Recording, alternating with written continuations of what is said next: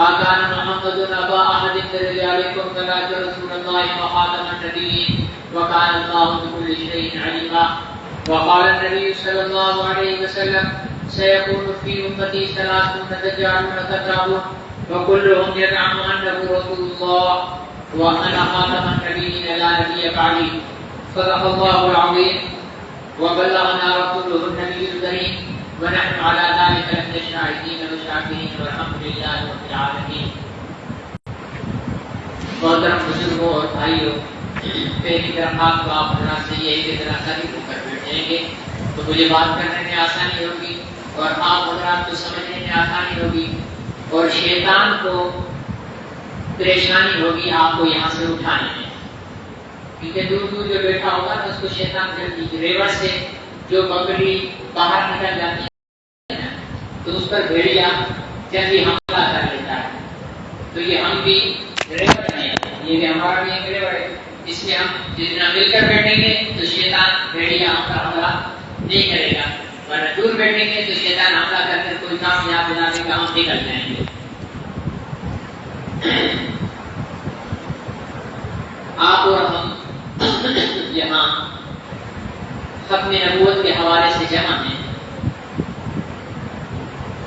اور آپ میں سے بہت سارے ساتھی ایسے ہیں جو باقاعدہ طور پر ختم نبوت کے ممبر ہیں اور گزشتہ بار جب رکنیت حاصل ہوئی تھی تو آپ میں سے بہت سارے ساتھیوں نے مجلس کا ختم نبوت کی ممبرشپ حاصل کر کے اپنے آپ کو ختم نبوت کے تحفظ کے لیے پیش کیا تھا. اللہ تعالیٰ آپ حضرات کے اس پیش کرنے کو اپنی بارگاہ میں قبول فرمائے اور پھر ہم کو عملی طور پر بھی حضور علیہ السلام کے ختم نبوت کے تحفظ کی توفیق نصیب فرمائے. علامہ انور شاہ کشمیری رحمۃ اللہ علیہ دارالعلوم دیوبند کے شیخ الحدیث تھے، محدث تھے، جنہوں نے آدھی صدی سے زیادہ عرصہ بخاری شریف کا سبق پڑھایا ہے دارالعلوم دیوبند کے اندر، نصف صدی سے بھی زیادہ. حج پر تشریف لے جا رہے تھے، ڈھابیل کی ریلوے اسٹیشن پر 500 اپنے شاگردوں کے ساتھ ٹرین کا انتظار کر رہے تھے اور 500 طلبہ حضرت کو چھوڑنے کے لیے اسٹیشن پر آئے ہوئے تھے. اور وہ 500 شاگرد کیسے تھے؟ آپ کا بنوری ٹاؤن جو مدرسہ ہے کراچی میں، اس کے جو بانی تھے حضرت مولانا محدث کبیر محمد یوسف بنوری رحمۃ اللہ علیہ.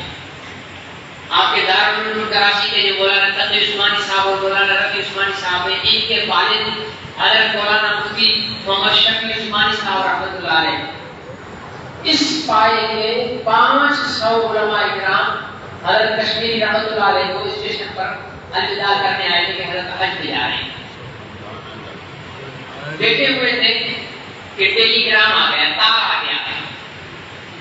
آج کی نسل ٹیلی گرام اور تار کو نہیں سمجھتی ہے، ٹھیک ہے نا. یہ پرانے دور کی بات ہے. سب سے ارجنٹ کئی پیغام پہنچانے کے لیے ٹیلی گرام کیا جاتا تھا اور اس کی سہولت ریلوے اسٹیشنوں پر ہوا کرتی تھی، پھر ڈاکخانوں میں بھی آ گئی تھی، ٹھیک ہے جی. تو یہ سب سے تیز ترین سروس ہوتی تھی. تو آج کل تو موبائل میں ہے، 1000 آدمی کو ایک دمے سے چلا جائے گا، 10,000 آدمی کو ایک دمے سے چلا جائے گا. تو یہ اس دور کی بات ہے. پرانے دور میں ٹیلی گرام ہوا کرتے تھے. ہم نے بھی پھر یہ ٹیلی گرام کی تھوڑی سی ترقی والی شکل ہم نے بھی دیکھی ہے کافی. ابھی بیٹھے ہوئے تھے کہ اسٹیشن ماسٹر ٹیلی گرام لے کے آیا ہے، تار لے کے آیا ہے. تار یہ والا نہیں ہے، ٹھیک ہے نا. یہ تار دوسرا ہے. وہ تار وہ ٹیلی گرام کو تار کہتے تھے اس دور میں. بھائی میرے لیے تار آیا ہے. وہ لے کے آیا کہ یہ بہاول پور سے آپ کے لیے تار آیا ہے. حضرت نے اس کو پڑھا، پڑھ کر یہ گردن جھکا لی. اس میں کیا تھا؟ ٹیلی گرام نہیں. بات دراصل یہ تھی کہ بہاولپور میں ایک لڑکے اور لڑکی کا نکاح ہوا، دو خاندانوں نے اپنے بیٹے اور بیٹی کا آپس میں نکاح کیا، بعد میں لڑکا قادیانی ہو گیا، اور جب لڑکا قادیانی ہو گیا تو لڑکی کے والدین نے اپنی بیٹی دینے سے انکار کر دیا کہ بھائی اب وہ قادیانی اور قادیانی سے تو رشتہ جائز نہیں ہے۔ یہ کب کی بات ہے؟ یہ 1923 کی بات ہے، 1923 کی۔ اس لڑکے نے لڑکی والوں پر کیس کر دیا بہاولپور کی عدالت میں۔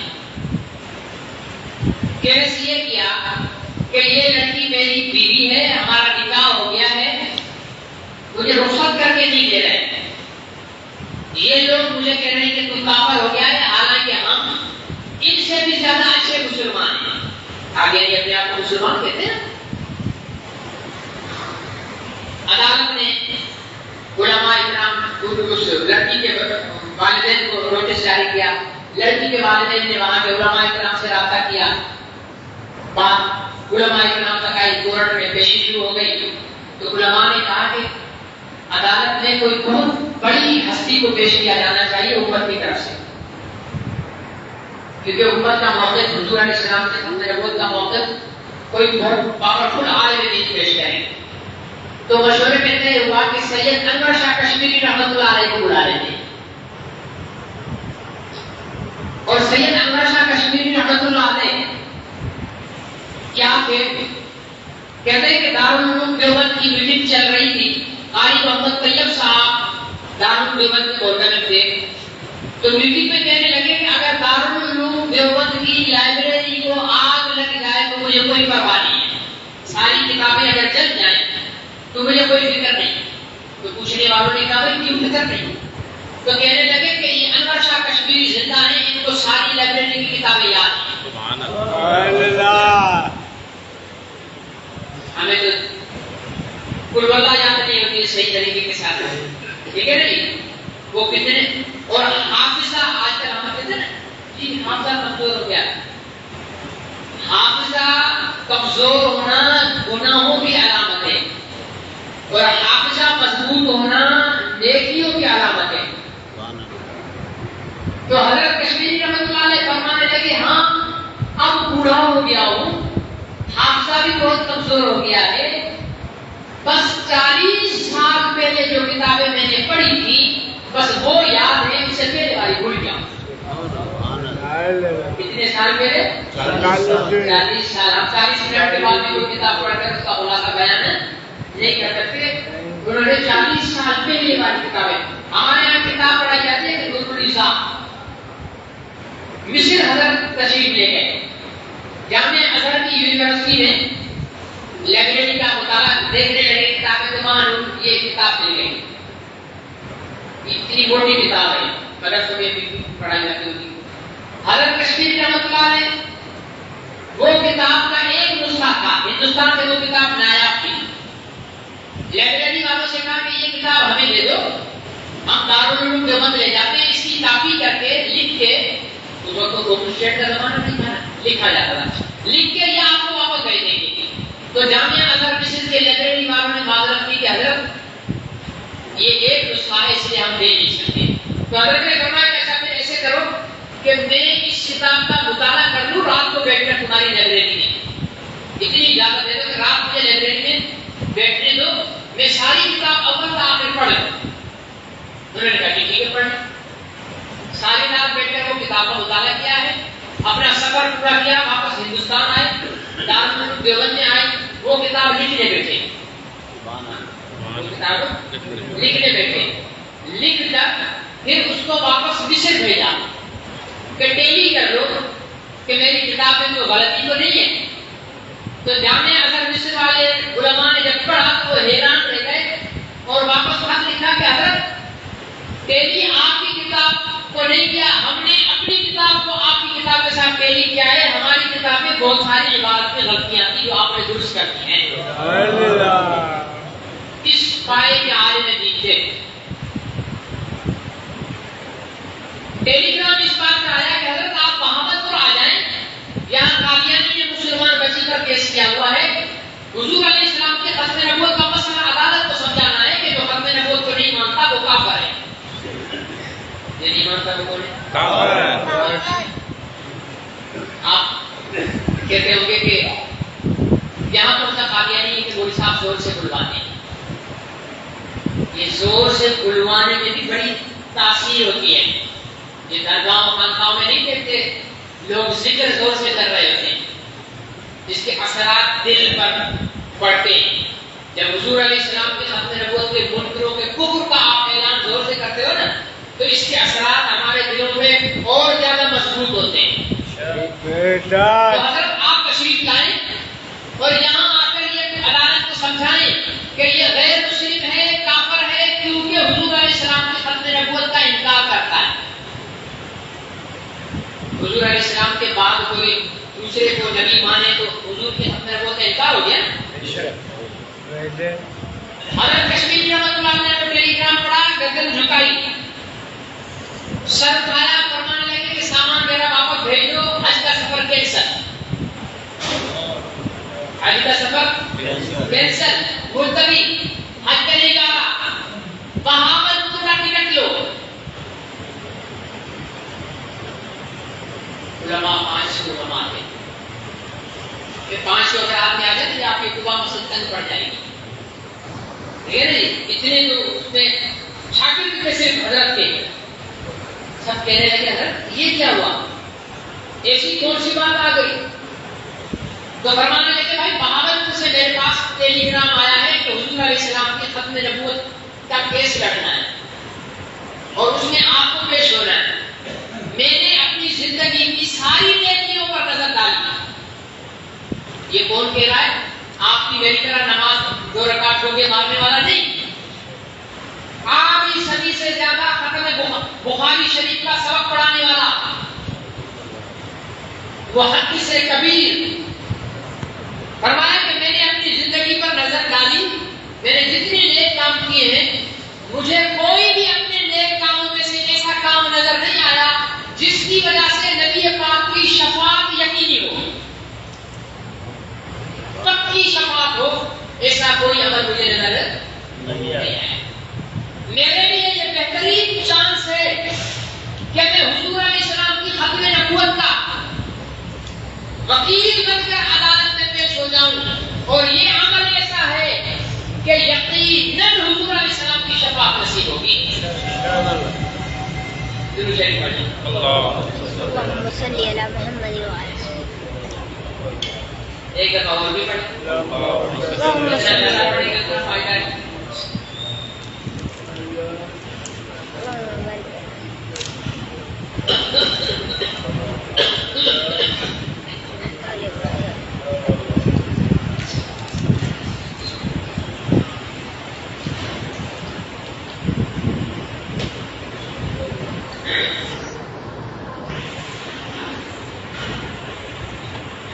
تو علماء نے کہا، شاگردوں نے کہا حضرت یہ تو آپ کسر نفسی کر رہے ہیں۔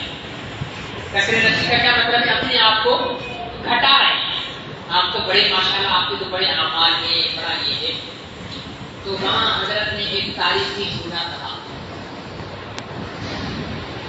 یہ دیوبندی مسلک والے تو خاص طور پر دھیان سے سن لیں، اس لیے کہ دیوبندی مسلک کے اس وقت پاکستان کے پوری دنیا میں جتنے دیوبندی مسلک سے تعلق رکھتے ہیں نا علماء، اور سب کے استادوں کے استاد ہیں وہ۔ فرمایا اگر ہم ختم نبوت کے تحفظ کا کام نہ کریں، کیا فرمایا؟ اگر ہم ختم نبوت کے تحفظ کا کام نہ کریں تو ہم سے گلی کا کتا اچھا ہے۔ کتنی بڑی بات، اگر ہم ختم نبوت کا کام نہ کریں تو ہم سے گلی کا کتا اچھا ہے۔ انہی حضرت نے فرمایا کہ دین کے سارے شعبے اچھے ہیں، مسجد میں نماز پڑھانا یہ دین کا شعبہ، امامت، منبر پہ بیان کرنا، خطابت، یہ دین کا شعبہ ہے، دین کے لیے نکل کر لوگوں کو دعوت دینا تبلیغ یہ دین کا شعبہ، میدان جہاد میں کافروں کے ساتھ لڑنا جہاد یہ دین کا شعبہ، لوگوں کو بٹھا کر اللہ عطا کرانا خانقاہی نظام یہ دین کا شعبہ ہے۔ یہ سارے دین کے شعبے فرمایا دین کے ہر شعبے کا کام بہت اچھا ہے، لیکن جتنے بھی دین کے کام ہیں یہ نبی پاک صلی اللہ علیہ وسلم کے اعمال اور اقوال کی حفاظت کے کام ہیں۔ نبی پاک نے فرمایا نماز پڑھو، اور نبی پاک نے نماز پڑھ کر بتائی، فرمایا نماز پڑھو یہ نبی کا قول ہے، پڑھ کر بتائی یہ نبی کا عمل ہے۔ سمجھ آ رہا ہے بات؟ نہیں سمجھ آ رہی نا؟ پڑھ کر بتائی نبی کا عمل ہے۔ فرمایا الجہاد ماضی قیامت تک جہاد جاری رہے گا یہ نبی کا قول ہے، فرمان ہے، اور جہاد کیا یہ نبی کا عمل ہے۔ ٹھیک ہے جی؟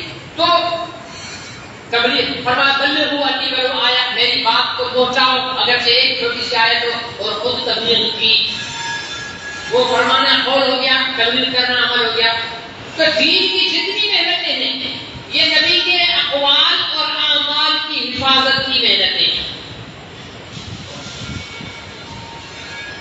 فرمایا کہ ختم نبوت کے تحفظ کا کام یہ نبی کی ذات کے تحفظ کا کام ہے، اور ذات کے تحفظ کا کام اعمال کے تحفظ کے کام سے اعلیٰ ہوتا ہے۔ ذات ہوگی تو عمل ہوگا نا، ذات ہوگی تو قول ہوگا نا۔ راشد مدنی کی ذات ہی نہ ہو تو راشد مدنی کا بیان ہو سکتا ہے؟ نہیں ہو سکتا۔ یا راشد مدنی کا کرسی پر بیٹھنا ہو سکتا ہے؟ راشد مدنی کا کرسی پر بیٹھنا اور راشد مدنی کا بیان کرنا یہ دونوں باتیں محتاج ہیں راشد مدنی کی ذات کی۔ ٹھیک ہے؟ نبی یوں سمجھیں کہ ایک ہے نبی کی ذات اور ایک ہے نبی کی بات۔ ایک نبی کی اور دوسرا بات۔ ٹھیک ہے نا؟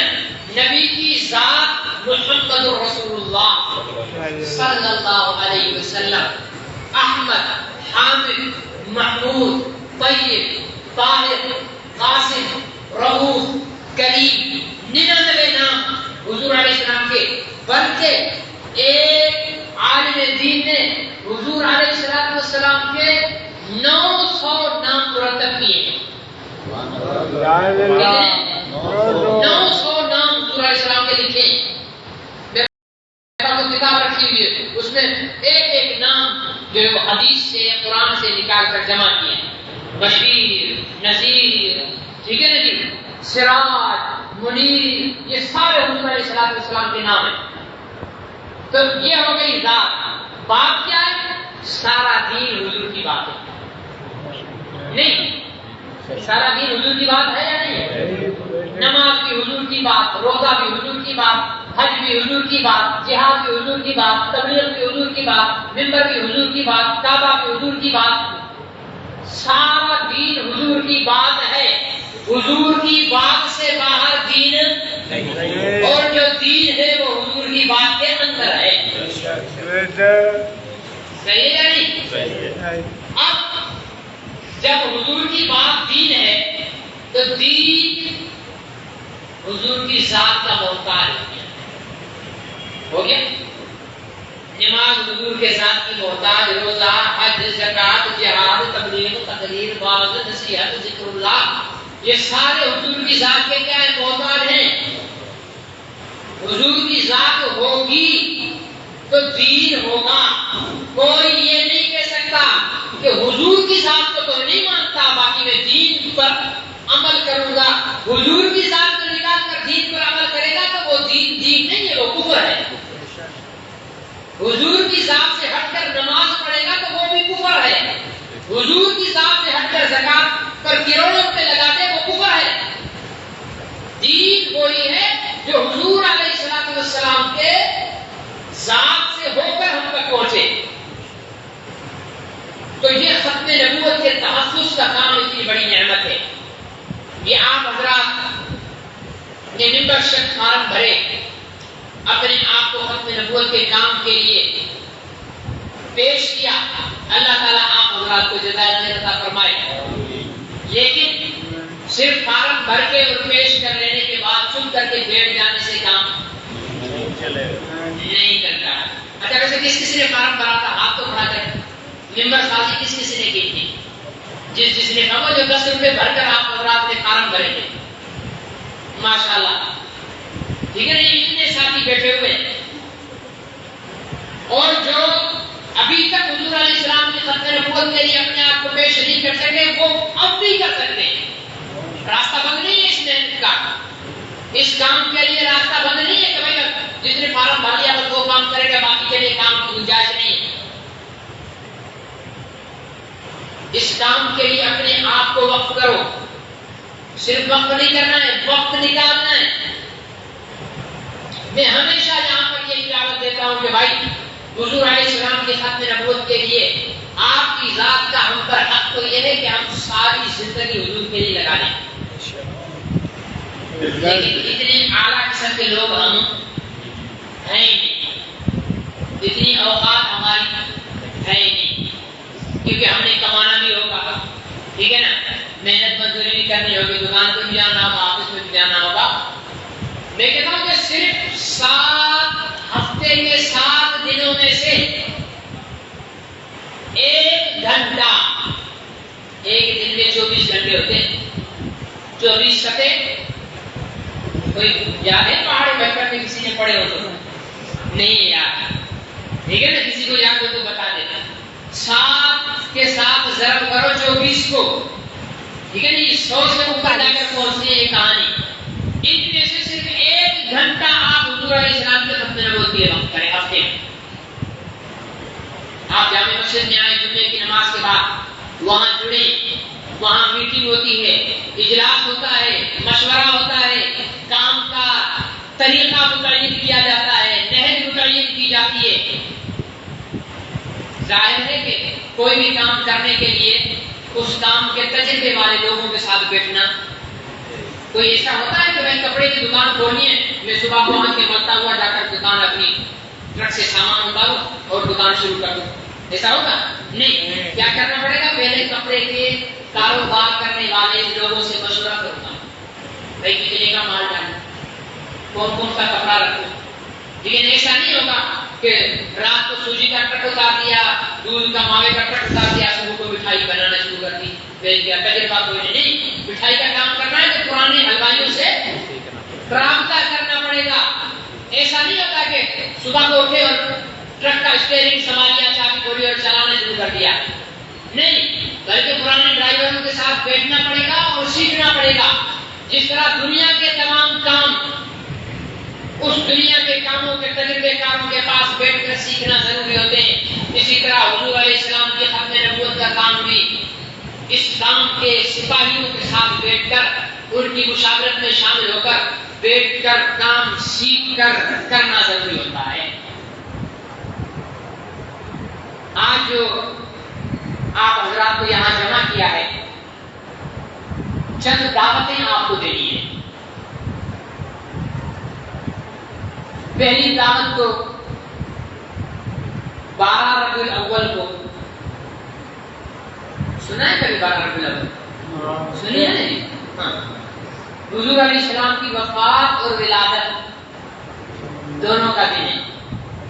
آپ کی ولادت بھی 12 ربیع الاول کو پیر کے دن ہوئی، آپ کی وفات بھی 12 ربیع الاول کو پیر کے دن، ٹھیک ہے جی؟ 12 ربیع الاول کو عصر سے عشاء تک پورے شہر کے مجاہدین ختم نبوت کے کارکنان، ممبران کا اجتماع رکھا گیا ہے جامع مسجد۔ وہاں عصر سے عشاء تک وقت نکال کر تشریف لانا ہے، ٹھیک ہے؟ کون سی تاریخ کو؟ 12 ربیع الاول کو، ٹھیک ہے جی؟ عصر سے لے کر عشاء تک بیگم نے چھوڑی تو ہاتھ جوڑی کر لینا، ٹھیک ہے نا جی؟ دکان میں چھوڑے تو تالا لگا دینا۔ تو سارا کچھ تیاری کر کے 12 ربیع الاول کے دن غالباً اتوار یا پیر کا دن بنے گا. چاند نظر آئے گا تو اس کے بعد پتہ چلے گا. لیکن 12 ربیع الاول ٹھیک ہے. عصر سے عشاء تک آپ نے اپنے آپ کو ختم نبوت کے لیے وقت کرنا ہے. ایک یہ. دوسری قادیانیوں کا شہر ہے، قادیانیوں کا ہیڈ کوارٹر ہے جناب نگر، جس کو ربا قادیانی ربا کہتے ہیں. اس کا نام پہلے ربا تھا، پھر مسلمانوں نے اس کا نام جناب نگر رکھا. سرکاری سطح پر اس کا نام جناب نگر ہے، لیکن قادیانی ابھی بھی اپنی کتابوں میں اپنے رسالوں میں ربا لکھتے ہیں. اللہ تعالیٰ جزائے خیر دے بھٹو صاحب پر ان کو یہ ستمبر کا مہینہ اسی مہینے کی 7 تاریخ کو قادیانیوں کو غیر مسلم قرار دیا گیا تھا. اس 7 ستمبر سے پہلے قادیانیوں کو غیر مسلم قرار دیے جانے سے پہلے رغوا چناب نگر میں قادیانیوں کی الگ حکومت تھی. ان کی عدالت اپنی تھی، ان کی پولیس اپنی تھی، ان کے سپاہی اپنے تھے، ٹھیک ہے نا، ان کے حکمران اپنے تھے. کوئی بھی مسلمان اس شہر میں داخل نہیں ہو سکتا تھا. جسے چاہیں مار دیں، جسے چاہیں لٹکا دیں، جسے جو کریں کوئی نہیں. اللہ تعالیٰ جزائے خیر دے، اللہ تعالیٰ قبر پر کروڑہا رحمت نازل فرمائے شہید ذوالفقار علی بھٹو کے. آمین. کہ اس نے چناب نگر کو کھلا شہر قرار دے دیا کہ آج کے بعد یہ کھلا شہر ہے. وہاں انتظامیہ مقرر کی، تھانہ بنا، وہاں مختار کار لگا، ڈاکخانہ بنا، سارا کچھ وہاں. اب الحمدللہ وہاں قادیانیوں کے شہر کے اندر کورٹ بھی ہے اور تھانہ بھی ہے، ڈاکخانہ بھی ہے اور تمام سرکاری دفاتر ہیں. تو اس شہر کے اندر جب سے کھلا شہر قرار دیا گیا ہے، اس کے بعد سے ہر سال اکتوبر کے مہینے میں ختم نبوت کانفرنس ہوتی ہے اور پورے ملک سے وہاں قافلے پہنچتے ہیں.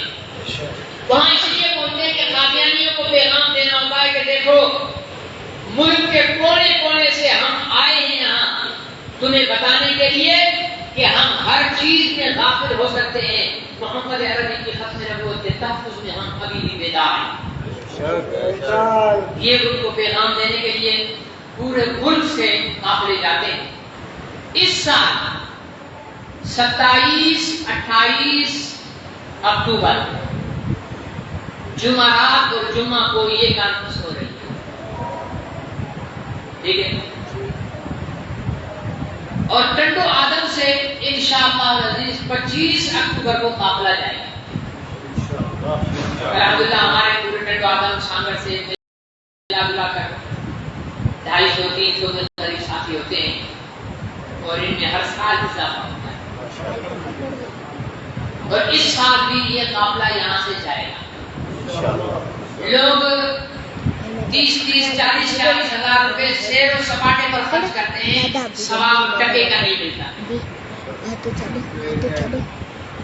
کالام، داغان، مالم جبا، ثواب، ٹھیک ہے نا جی. اور پتہ نہیں کون سے وہاں گروپ بنا کر جاتے ہیں، 20-20 ہزار روپے جمع کر کے ایک اور پھر گروپ بنتا ہے، پھر وہ جاتے ہیں ساری ماری کر کے گھوم پھر کر واپس آ جاتے ہیں. جس کام کے لیے میں آپ کو دعوت دے رہا ہوں اس کام میں بمشکل 3-4 ہزار روپے کا خرچہ، 3500 روپے آنے جانے کا کرایہ. کتنا؟ 3500 روپے. مجھے پتا ہے ابھی سیلاب کے ماحول چل رہے ہیں، کاروبار ٹھپ ہیں، ٹھیک ہے نا، لیکن ہمارے اور کوئی کام رکے نہیں رکے، چل رہے ہیں. ہم تینوں ٹائم کھانا کھا رہے ہیں، ٹھیک ہے، روزانہ کپڑے بھی استری کر کے پہن رہے ہیں، بجلی کا بل بھی دے رہے ہیں، گیس کا بل بھی دے رہے ہیں. ہم نے کہا ہے کہ جناب ابھی سیلاب کے حالات ہیں، ہم نہیں دیں گے پیسے. کہا ابھی ہم نے کہا کہ یار یہ کیا روز روز کپڑے پہن رہے ہیں، کاروبار ٹھپ ہو گیا، بس اب ہفتے میں 1 دفعہ کپڑے پہنوں گا. کبھی ہم نے ایسا کیا، یا کبھی ہم نے کہا یار 3 ٹائم کھانا کیوں کھاتا ہوں، بس 1 دن میں کھایا کروں گا. حالات مشکلیں نہیں، ہر چیز ہماری معمول کے مطابق چل رہی ہے. مطلب یہ ہوا کہ سیلاب کی وجہ سے ہماری صحت پہ کوئی اثر نہیں، لیکن جب ہم دین ڈال دیں گے نا تو سب کو اصل میں حالات تھوڑے مشکل سے ہو گئے، کاروبار بالکل ٹھپ ہو گیا ہے. اس لیے بہت مشکل ہے. اور اسی موسم میں اگر اس نے اپنے بیٹے یا بیٹی کی شادی رکھی ہوئی ہوگی نا تو تب یہ نہیں کہے گا کہ یار کاروبار بڑا کمزور ہو گیا اس لیے بڑی شادی نہیں کرتے، بس چند لوگوں کو بلا کر اور شادی سے نکاح پڑھا دیتے. حالانکہ اگر ایسا کرے گا تو ثواب ملے گا، لیکن ایسا کرنے کے لیے ہمارا کوئی مسلمان تیار ہے؟ مطلب یہ کہ یہ شیطان کی پٹی ہے، اس لیے سب کے پاس پیسے ہیں الحمدللہ. ٹھیک ہے نا جی؟ بس خرچ کرنے کی ذرا حضور علیہ السلام کے ختم نبوت کے لیے خرچ کرنے کی عادت ہے. 3500 روپے آنے جانے کا کرایہ ہے بائی ٹرین، اور دعا کریں کہ اللہ تعالیٰ ٹرینوں کا راستہ کھول دے. ابھی تک راستہ روڑی تک بند پڑا ہوا ہے، آگے تو الحمدللہ ٹرینیں شروع ہو گئی ہیں. ٹھیک ہے نا؟ تو اس وقت آنے سے پہلے ٹرینوں کا راستہ صاف ہو جائے. تو 25 تاریخ کو یہاں سے روانگی ہوگی، 1 مہینہ پہلے بکنگ ہوگی. مطلب یہ ہوا کہ اس مہینے کی 25 تاریخ تک ہمیں بکنگ کروانی. اور بکنگ کروانے کے لیے کیا کرنا ہے؟ پیسے جمع کرنے ہیں. اچھا مگر یہ بات ہے کہ ایک جمعرات جمعے کو یہ کانفرنس ہے، اس سے اگلے جمعرات جمعے کو پرائیویٹ اجتماع ہے. اگر بہت سارے ساتھیوں نے یہ ارادہ بنا لیا ہے کہ ہم پہلے کانفرنس میں جائیں گے، وہاں سے فارغ ہو کر ہم رائے میں نکل جائیں گے، اجتماع میں شریک ہو جائیں گے. اچھا وہیں جناب نگر کے قریب جھنگ ہے، پیر ذوالفقار نقشبندی دامت برکاتہ العالیہ، بہت بڑے خانقاہ امام عبدالخلیل. وہاں بھی کانفرنس ختم ہوتے ہی وہاں پر ان کا روحانی اجتماع شروع ہو رہا ہے. پیر ذوالفقار نقشبندی دامت برکاتہ العالیہ بہت بڑے اللہ کے ولی ہیں. ٹھیک ہے، ان کا اجتماع پچھلے سال ہمارے کچھ ساتھی گئے تھے، ایک سفر میں 3 نیکیاں کما کر آئے. پہلے ختم نبوت کانفرنس میں شریک ہوئے، دعا کی، پھر وہاں سے نکلے، پھر چلے گئے جھنگ پیر ذوالفقار نقشبندی دامت برکاتہ العالیہ کے اجتماع میں 3 دن تک وہاں رہے. وہاں سے فارغ ہوئے، پھر کچھ